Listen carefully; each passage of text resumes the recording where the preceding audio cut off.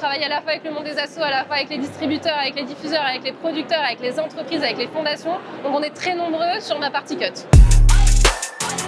Alors moi je m'appelle Colline Aymar, je suis productrice de campagne d'impact et je suis la fondatrice de la société Citizen7 et je vais faire l'interview cut.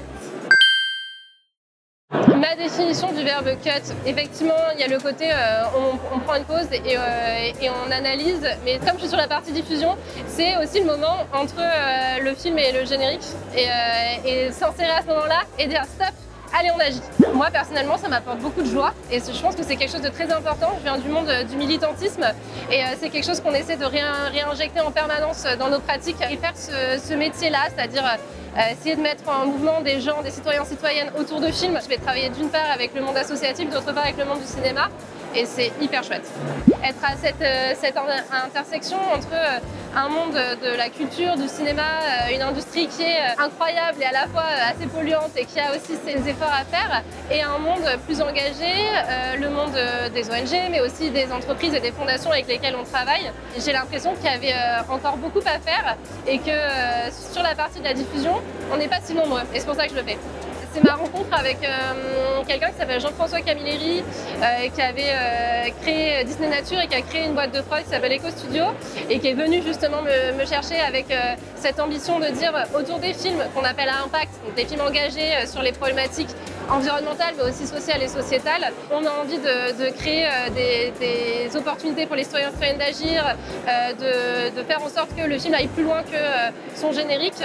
Et cette rencontre a fait que je suis passée du côté du cinéma et ça m'a fait transitionner, toujours à plusieurs, parce que je travaille à la fois avec le monde des assos, à la fois avec les distributeurs, avec les diffuseurs, avec les producteurs, avec les entreprises, avec les fondations. Donc on est très nombreux sur ma partie cut. On a besoin de plein de choses dans le monde des campagnes à impact parce que justement on est en train encore de créer la filière avec quelques autres, mais on n'est pas encore complètement intégré et dans les budgets d'édition plutôt, mais aussi potentiellement de production. Les producteurs et le secteur en général, mais parfois beaucoup de choses derrière le terme campagne d'impact, mais pas toujours exactement ce qu'on fait. Donc il y a à la fois un besoin de pédagogie, de budget et de toujours plus d'énergie, quoi.